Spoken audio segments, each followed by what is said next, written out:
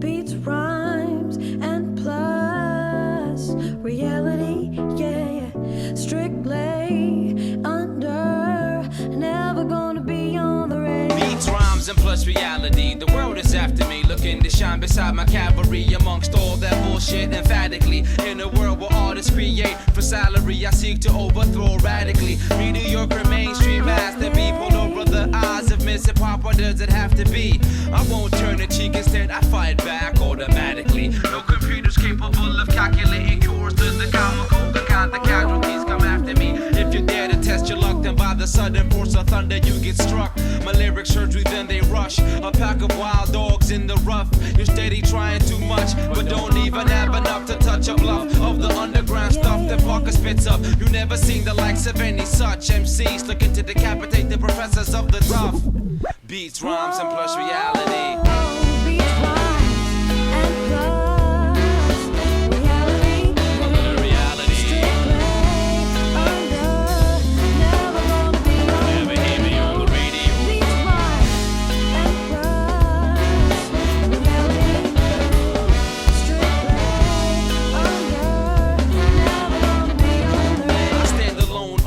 Surrounded by many weak eyes. The level of arachnophobia lets me see lies and be prized. The #1 fear on earth in a poll given by weak minds. Try and see my skill on the microphone and be fried. You get 3 tries, stand tall but only knee high. You fucks with me, try and be tied to platinum records on your ankles, tossed off by the seaside.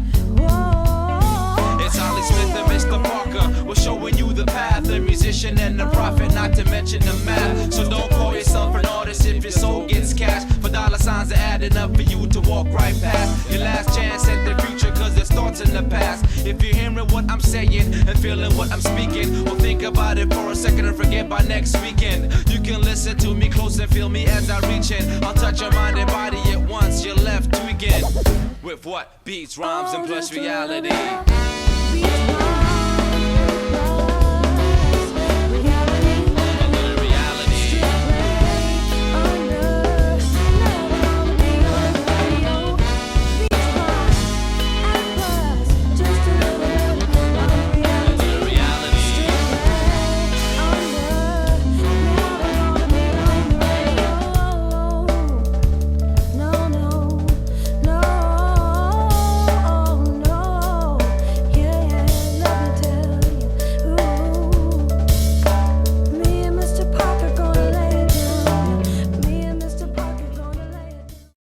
So it looks like we're going to be moving into the trick event.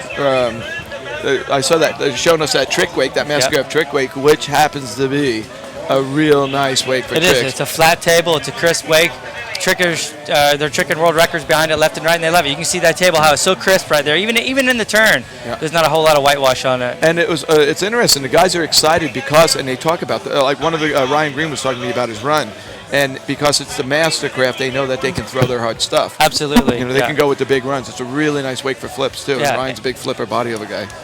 Ryan's a really good flipper. A lot of these guys are good flippers, but I like probably Ryan Green and Jarrett Llewellyn's front flips are to me, perfect. They're straight head over heels, and those guys do flips and toe tricks, I think, better than any of the guys out there. And it's with this boat that it's going to allow them to do it. So it's going to be real interesting. We have the lovely Will Christian over there.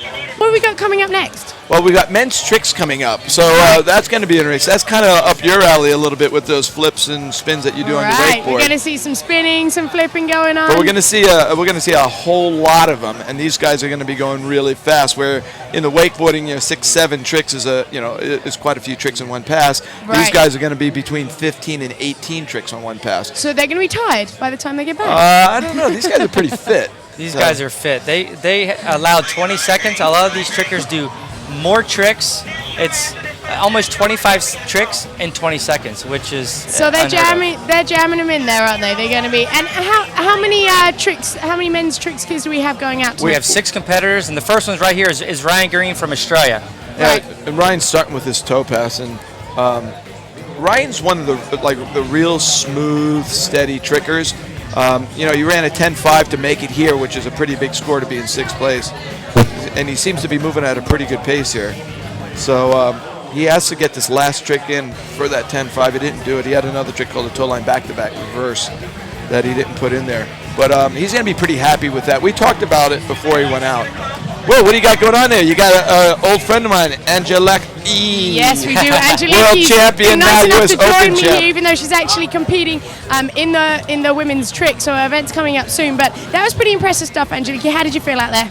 I felt good after I did the jump. I was a little scared before. There's a lot of wakes, and the light has gone down, like the sun's gone away. So it all feels like it's going really fast, and it's a little scary, but I got it all together and did it on the first one. Do you think that adrenaline actually helps you? Do you feed off that adrenaline because it's dark and it's a little bit more difficult out there? Does that actually get you pumped when you're out there? Oh, sure does. Adrenaline is just a drug. I mean, I think that's part of why I love jumping so much, and it sure keeps you going. Yeah, I bet it does. Well, I better let you go so you can get ready, but thank you for coming, joining us, and congratulations. That was great jumping. Over to you, Mike. Well done, Angela. It's fun seeing her with a smile on her face. I've never heard her say she was scared before. We got Ryan Green coming back after a nice pass. We got Trent Finlayson up here with us. What's happening, T-Money? Mike, man, I'm really psyched for this hand pass coming up with Ryan Green here. Right, Ryan's actually the first guy to ever do 6 flips in a competition. That's right. He started with a ski line 5 there, went into ski line O's, and now he's going to get into his flips. That's that front flip Scott was talking about, that nice true front flip. Ryan's got a pace going there, huh? Yeah, he's going back and forth here. Coming up with his mode. There it is. Boy, Ryan. Nice. So that's, we talked in the parking lot. It was funny. I ran into him in the parking lot, and he says, what do you think? And I go, well, there's guys that have bigger scores than yours, but you're the first guy off. It's dark.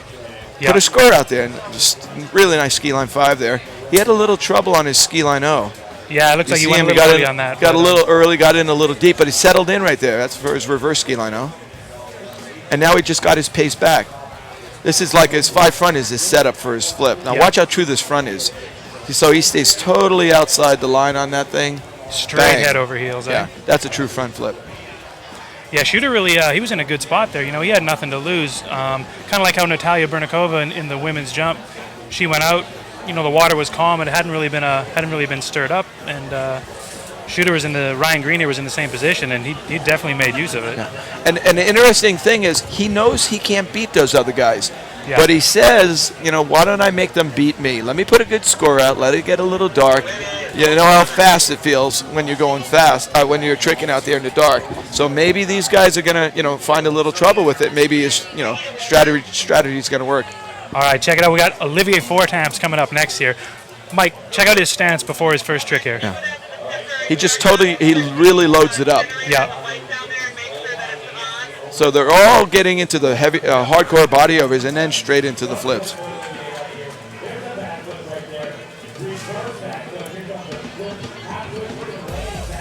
He's got some speed. Olivier's working it. And there's your difference, and that's what with Ryan. So Ryan doesn't have the speed these guys. He's got the tricks. He doesn't have the speed. Exactly. But that speed will give you, you know, whether it's one trick, a 500 pointer, or a 750. Yeah. It's the difference between 10 and 11. Yeah. You get one trick on your toe pass, you get one trick on your hand pass, and the next thing you know, you're not a 10,000 point tricker anymore. You're into the 11s. Yeah. But you run into that risk factor too. And I mean, here you're going with speed. You know, watching this replay, you can really see the difference in the water conditions between what Shooter had on his first pass and what Olivier was dealing with. Man, it's getting bumpy out there. These guys are loving that Mastercraft wake. It's just nice.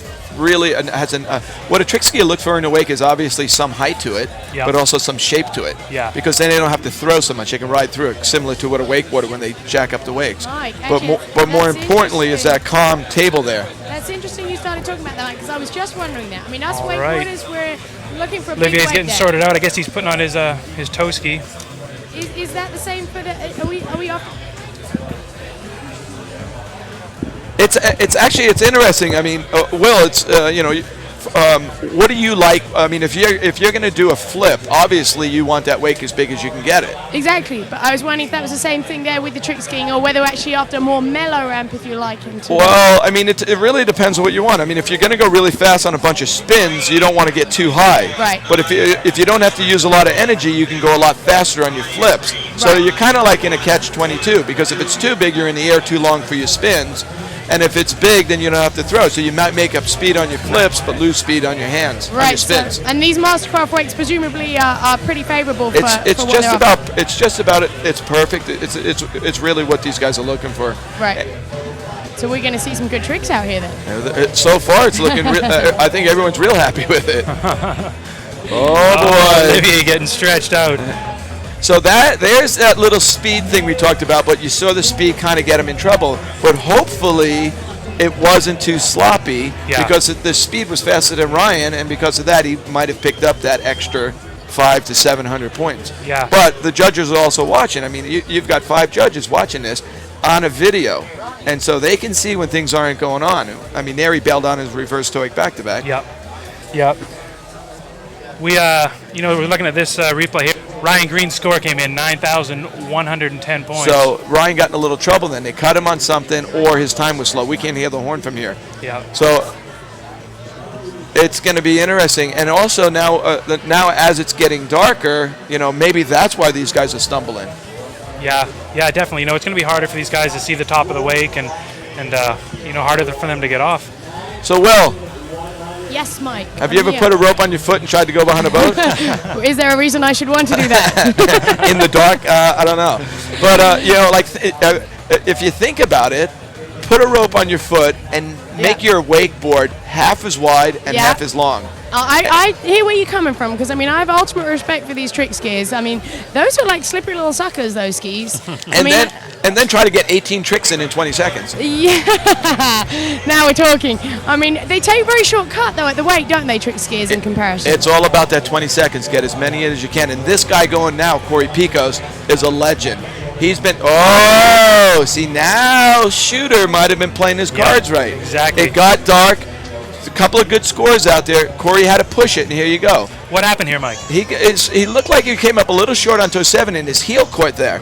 And he just got in a little bit of trouble off to the side on his toe 5 back. But at the finish of his 7, it looked like some spray kicked off the heel of his ski. Yeah. And it scares you more than anything. You think you're going to catch an edge. Next thing you know, you're going for balance and trying to recover. Yeah. So, we've got a problem out there right now because Corey's one of the players. Yeah. So it's going to be really tough for Corey to get on the podium now. Basically, Ryan with that 9,100.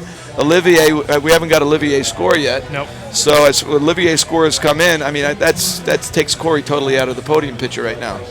But now Jarrett, Jimmy, and Alexi have seen that, and they know Corey's a vet, and Corey's been out there for years, has skied in the dark, and I'm sure, knowing Corey and knowing that he was going to be skiing in the dark, I'll bet you he's been practicing in the dark. Oh, I'm sure he was. Yeah. So this is going to have the rest of the boys thinking. I wonder. Is it rollier out there than we're anticipating it's going to be, or what's the story? It's now there's a mind game going on. These guys down on the sure. dock are going, what just happened? They know that Ryan's consistent and not going real fast, so that darkness and all the bumps aren't going to bother you that much. Olivier had some trouble out there. He bobbled around a bit, but he got through it. Corey, the vet, goes down. Yeah. I'm pretty excited to see what Olivier's score is going to be. He was bouncing around a little bit. It's going to be interesting to see how the judges call it. Well, Corey's coming around, getting ready for that second pass. This is just kind of to save face a little bit, eh? Well, he's pretty much out of the running now.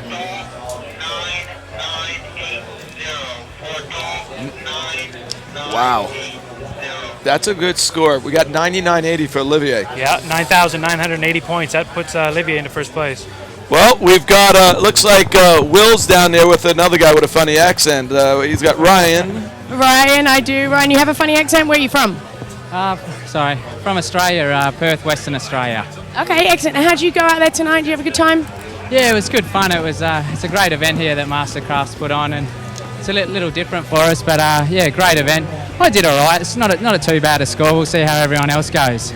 You don't look, too unhappy about that. I'm presuming that's just because it's a good event to be at. It's a bit different. You got a great crowd here, so just nice to be here. Yeah, exactly. That was my thoughts going into this. I've sort of done the hard work to make the finals. Now just give it all I got and in front of the crowd and in the dark, and I pretty much did that. And we'll just see how it goes.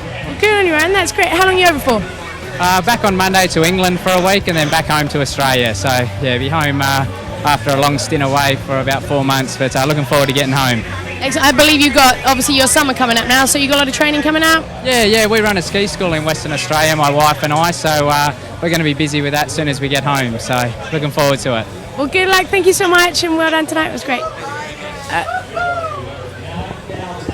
Well, Trent, Corey had a pretty nice little hand pass there to make up for it, but with that 99 and then Shooter's 91, it's not going to be enough. But like you said, it's out there to save face and show the guys what he's got.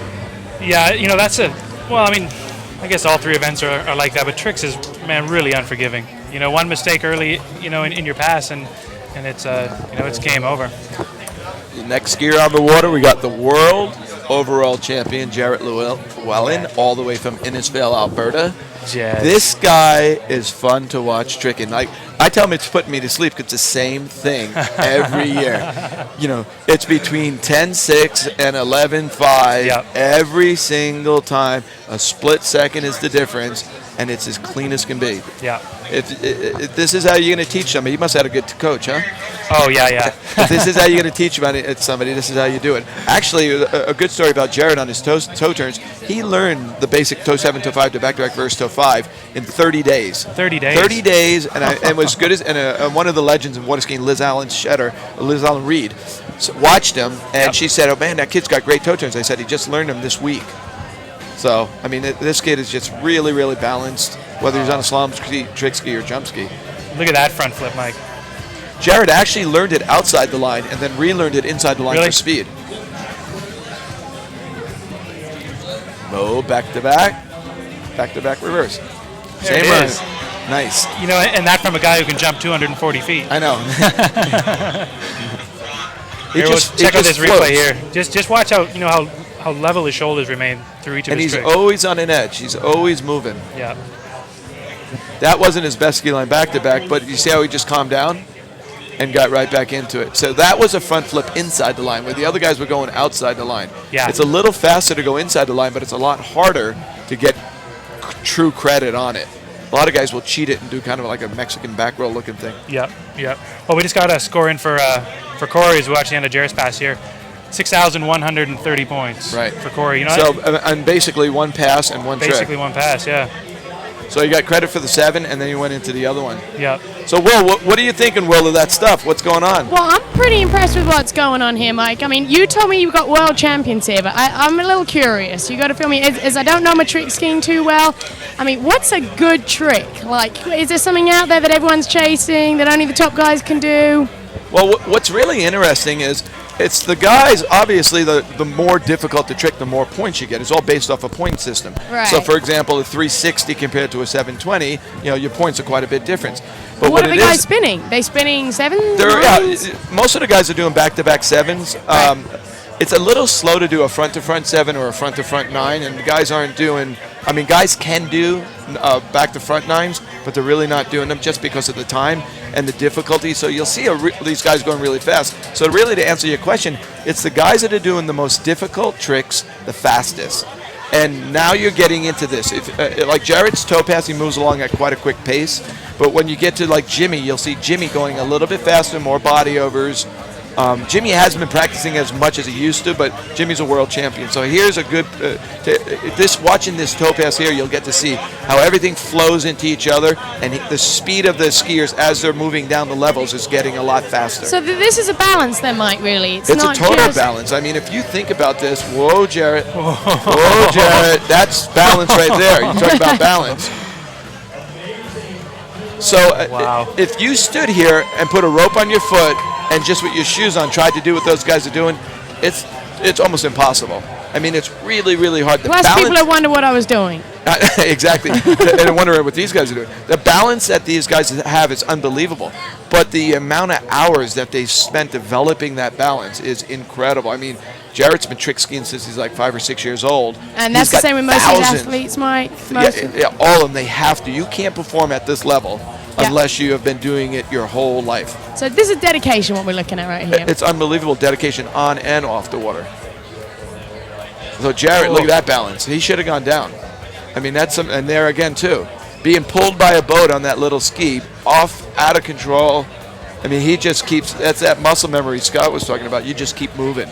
and it's all these loads in the line that their body's familiar with. Presumably, much like slalom skiing, line loading has got to have a lot to do with a lot of these tricks. Exactly. For body over toe steps and flips, without the support of the boat, you can't get upside down. You can't get up over that line. You need some load to work with. Yeah. So we got Jarrett. Jarrett, like that 99. I don't see that 99 getting broken there. Yeah, no, It was pretty sloppy. Yeah, Jarrett started. He was still getting over the rope on those last toe steps, but he wasn't clearing the plane of the wake. So I mean, he's gonna. It's A going to lot be of that's tough on going to be credit. no credit, I think. So Shooter's 91 might not be looking too That's bad. But exactly now we it. got two big players, Jimmy Seamers, Yeah. who is a world champion in trick skiing. Yep. And a former world record holder in jump too. And here you'll see that speed. You see a little bit faster each guy. When you're Yep. getting into this stuff, Oh. a little bit faster can do it. That's as clean as you can do it for line 5. Yeah, really nice. And you'll notice when we talk about clean, we're talking about that they have enough height with their ski. The rope is out of water. To get credit for it, if your foot's in the water when your ski's passing over, you don't get it. Yeah. Your ski has to be in the water throughout the whole trick, and your foot's got to be out of water. And when Jimmy did that toe line 5 going out, it's totally out of the Yeah, water no the whole question. way. And you'll see a lot of the other guys. Sometimes they'll see check it. And you'll see them stopping here, and this is an interesting thing. Because they're toe turns, and these guys are going so fast, whipping themselves around, they really have to be careful. And the skis that they use are skis that don't catch edges. Their skis won't dive in on them. Now when they go to their flip pass, they're looking for a little more stability so that they can get more lift off the wake and Yep. also some tracking. Yeah. Yeah, you're going to see all these guys are. I think all these guys will be using two different skis. Right. Here we go. We got our Inmar engines, OJ props, HO skis, Connolly skis, and of course, Mastercraft boats. These are some of our sponsors: USA Water Ski, Surf Expo, Water Ski Mag, Swiss Ski School. What is an unbelievable place that these guys just did all of their qualifying. Yep. Perfect Pass Speed Control, Master Lines, and Radar Water Skis. Radar skis, yep. Hey, what do you think of I these saw new? Andy Mapple roaming around there a little bit earlier. He had something tucked away under his arm. Yeah. Maybe we can find him and. I'm looking for him, Mike. I'm out looking for him now. And when we have a spare moment here, we'll get him to maybe give us a sneak preview of what he had under his arm there. I asked him, Mike. He said it was a secret. He could tell me, but he'd have to kill me. But Well, if you can track him down, maybe right after Jimmy goes here, or he's wandering around somewhere. He's a legend, and everyone wants to get a hold of him and talk to him. All But right, it'll be Mike, interesting we to got- see what he's got. Seamers is coming in. We just heard Jarrett scored 9,500. Wow. Yep. So the judges liked what they saw. Yep. Yeah, a lot of it. And anyway. here's your speed. Whoa, that slowed him down a little bit there. How cool is that lighting in the Dude, that looks unreal. That At looks unreal. night. Come on, Jimmy. Mike, the lighting was actually fascinating me because, I mean, it looks to me from here like the light's reflecting pretty heavily off that wake. That's got to be distracting for them, hasn't it? And the thing is, they're bobbling, and I'm sure they're bobbling because of the depth perception issue. But then also you throw in all these bright lights that are out here, the bumpy water, and these guys are still getting through their runs. I mean, we've got a 99, we've got a 95, and we've got a 91. And Jimmy, that's over 10 that run. Watch how fast he goes at the end of this pass. Even though he bobbled, he kept his cool. Does bobble mean wobble, Mike? Is Bobble, a bobble and a wobble the same thing? They got a bobble and a major wobble. Yeah. And Which is you know, worse? it was really cool at the World Championships 2 weeks ago. 11,050 was 5th place. Yeah. I mean, these guys are pushing it on and off the water. You can't do this stuff unless you're super fit. Yeah, these guys are unreal. Even in qualifying for this event, there was 3 guys over 11,000. Yeah, it's crazy. Yeah, these guys are I really, mean, really flipping, stepping up in the last couple of spinning, years. And all the spins are over the line body overs now, so it's getting really. I think Will would be good at this. What I do you think, Will, you've just mentioned there's a lot of apparently fit guys at that. I think Will should get to meet some of them. We should bring them down. Oh, I'm sure if you go down there and wave your hand a little bit, you'll get their attention. But have you ever tried trick skiing? I believe I went on a trick ski once on a cable, and I think it was a bit of a cheat because I wanted to add a fin on it on the back. So is it trick skiing? Probably not really. But No. I got laughed at, so it served its purpose. No, they're not real big on fins on a trick ski. Yeah, I Even can though imagine. I bet you they wouldn't mind having them when they're doing their flip stuff. Now, this is really fun stuff. Alexi here. Alexi's a man. This is the burliest of all the trick skiers. Yeah. And the really cool thing is he has a little bobble there. Yeah. What's really cool is he learned all of this in a pool. Uh-huh. Yeah, in Belarus, eh? Yeah. See, then now it's getting dark, and you see him. This isn't typical Alexei. Normally he's got a little smoothness going on. There's your mope front to front. That's the first mope front to front we saw. That's a full twisting backflip. It was cool. Like, he had that little bobble off the start, but he picked up his pace halfway through. Be interesting to see. Here's where he had a little trouble. He almost didn't make a step. Yeah. I think he didn't think he made it, to tell you the truth. But he got it back, ski line 7. Alexei goes to university up in Louisiana, ULM. He's on their national champion ski team up there. It's interesting how many of these international skiers will come to the United States because they get scholarships for school. Yeah. And ski for their teams. Yeah. Yeah, I did my 4 years in Louisiana Lafayette and skied against Alexei and Monroe on a few national. You tricked championships. against them. I did. No, you didn't. Yeah, I did. I think it was about 1,000 points. and he beat you by how much? Well, probably a good 10 grand. on one pass? He put it to me, but yeah. So here we go, switching skis. So he's going from his hand pass to his toe pass, and he's looking for a ski that's going to sit a little bit higher in the water. It's not going to be so edgy. Yep. When that rope's on your foot, you do have a release in the boat. That guy's got to be spot on. But more importantly, these guys are running. They're not walking, they're not crawling. They are flat out running with a ski on their leg, attached to the boat. You catch that edge, it is not a pretty thing. So that's why they get on the back of the boat to switch skis, so that it's a safety thing, but it gives them a little more stability and speed and stuff like that. Well, this is big here, Mike. You know, that hand pass that Alexei put up there, you know, a few balls at the start, but it was pretty big. So this could be for the 5 grand right here. Is that what we're talking about here? 5 grand? On just this one pass, we've got a 99. Now he's keeping it. You'll see him whipping. I mean, that is not walking there. No, he's going. Yeah. If he can just keep his cool, he's got this thing in the bag. There's your 5 foot out of the water, ski real high, reverse 5, toe line back to back, tapped it, but it was up and over it. But there's your one right there. That was huge. I think he took the boys to school. I think so.